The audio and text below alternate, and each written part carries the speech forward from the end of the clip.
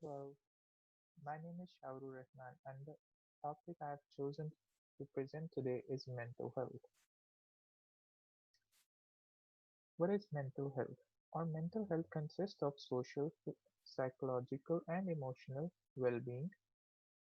This has an impact on our feeling, action, and thinking. Mental health issues are characterized by conditions that affect thinking, mood, and behaviors. Mental health illness is concerned a combination of abnormal perception, emotion, thoughts, relationship with others, and behavior. People who experience mental health issues they tend to be isolated from their peers and become miserable and have issues in their daily life like at work, school, home, etc. Many people even do suicidal attempts due to mental health issues. What are the types? There are different types of mental health disorders like depression, anxiety, bipolar disorder, amnesia, PTSD, and OCD. Depression is a type of mental health issue that is characterized by loss of interest in your favorite activities, sadness, negative thinking, feeling low, and inability to perform tasks. It can cause physical and emotional distress. Depression is the major cause of mental health issues. Anxiety. Anxiety is characterized by natural response of our body to the stress. It is the fear about the future and the stress about what is to come. Amnesia is characterized by loss of memory and difficulty in making new memories. In this condition, a person even can't recall past experience.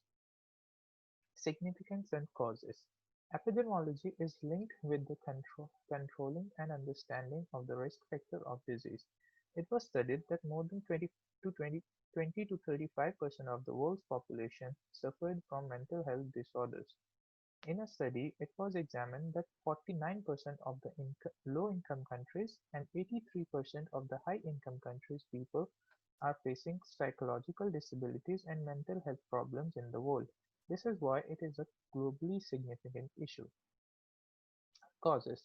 The causes can be economic and social deprivation, violence, discrimination and gender biasness, study, substance misuse, use of alcohol as it directly hit and affect our brain, physical or sexual abuse, poor nutrition during childhood or any other childhood trauma that can affect your mental growth.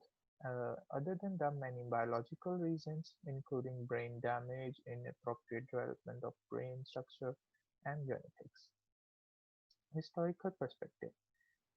In the past, mental disorders was considered as a spiritual condition rather than a physical condition, and it was considered that it is in the position of demonics and on that person. They used religious and priest interventions for their treatment. This disorder was treated with different cruel methods such as physical restraint, starvation, beating. Many people even use drill machines to do hole in the skulls of the victims, and many such inhuman activities were performed. Interventions. Many interventions and programs are being used to prevent mental health issues. Mental health issues are concerned as linked with the violation of human rights.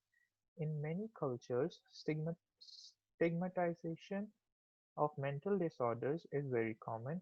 If a person faces symptoms of any mental disorder such as depression, anxiety, he or she is labeled as psycho, dumb, insane. Like many cruel other words are associated with those people, and because of that, many people even don't get treatment due to this labelization. Awareness is spreading through social media about the importance of the mental health.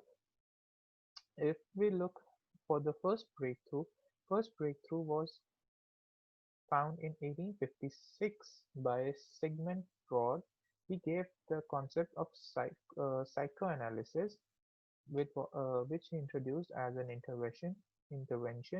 He used this intervention on his daughter and he recognized anxiety and fear as a mental health problem. Later, this intervention was used for treatment as well as personality development tool. It is still studied in undergrad program of nursing of mental health. as well as practiced in many mental health hospitals even today for the treatment of patients.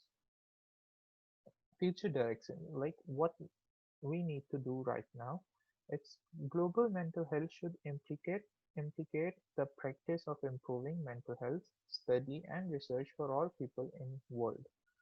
It should be concerned with the inequalities in mental health care and treatment across countries and cultures. In every culture, global mental health training differed across institute and can cover every aspect including learning about service deliveries in limited resources settings. Global health approaches should be adopted which shall determine and emphasize global issues and their solutions. Anthropo- an- Anthropologists can conduct researches and use empirical universal data to address mental health issues. They should involve clinicians, people with mental health issues, and policymakers to fight against the violation of human rights, as a violation is a factor behind the mental health issue. Anthropological